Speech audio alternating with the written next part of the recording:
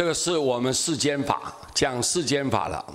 刚刚前面3章呢，是我们修行的道理，如何能够离苦得乐，跳脱6道轮回啊，离开这个3界，不需要在5浊恶世里面啊受尽一切的折磨。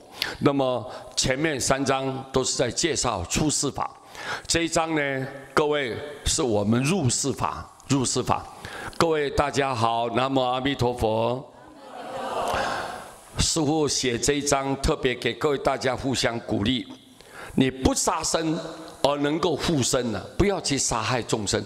众生都是我们的6亲眷属，你不要杀害他，而且有能够放生，能够保护他啊，爱护这些所有外在的动物啊，这些生灵啊，有能够放生，自然你能够长寿。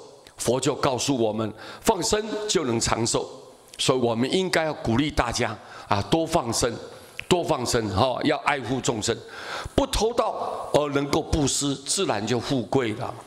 你不会去偷，不会去占有一种不是属于你的东西，你不要去侵占、去霸占它，啊，或者是暗地里面偷偷的去抢人家，你不要去偷盗。而又能够有多余的能力来帮助别人，布施就救济别人，自然你也得到富贵。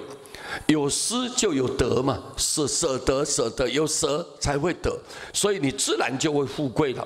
为什么你能够让大家啊很羡慕啊？你的生活过的日子很惬意啊，生活很自在，任何东西都不欠缺。为什么富贵嘛？为什么富贵？因为前世布施啊，他不偷盗，他从来都不偷盗，不是属于自己的东西，不会去侵占别人，不偷盗，不邪淫而尊重，自然就和谐。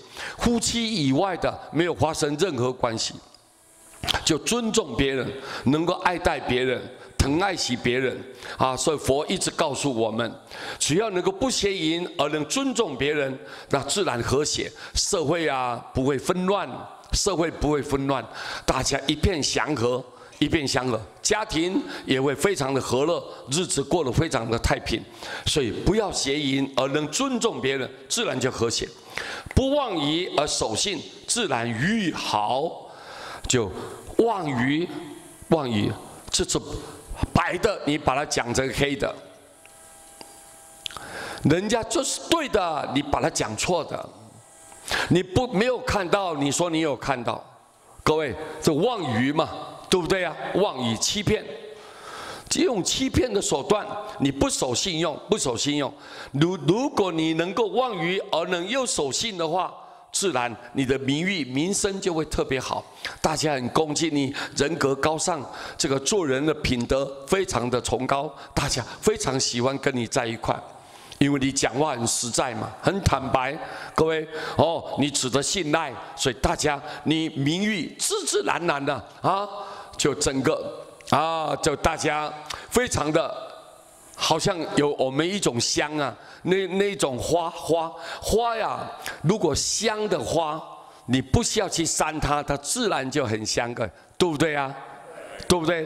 你不要去扇它哦，它自然就芬芳四溢。所以各位，我们就知道你的名誉就像一朵很会放香的花呀一样的道理。如果说你不妄语，又能够确实遵守你的信用。那么你的名誉就特别的好，不吸毒而正常，自然就健康。现在外面呢，小孩子有时候不懂啊，有时候不懂。你很喜欢吸毒，他刺激嘛，他内心很空虚，他想麻醉自己，他以为这样的生活才会有所好像丰富啊，是怎么样？他的想法很偏邪了。各位，你吸毒了以后，那个毒啊会留存在你的身体里面，慢慢一直衰败，一直得病啊。然后呢，你就每天看医生，你看年纪轻轻的，每天就是好像病恹恹的，一蹶不振。所以这种人，各位很可惜，让爸爸妈妈操心，让家里面的亲人为你担忧。所以各位，只要你不要去吸毒，不应该吸毒，而能生活非常的正常，你都健健康康的，各位前途光明无量，各位对不对啊？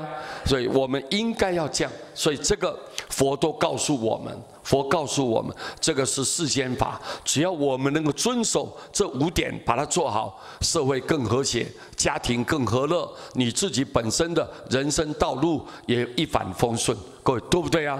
所以这个很重要的道理哈，告诉大家，提供给你们参考，祝福大家平安吉祥，谢谢大家，阿弥陀佛。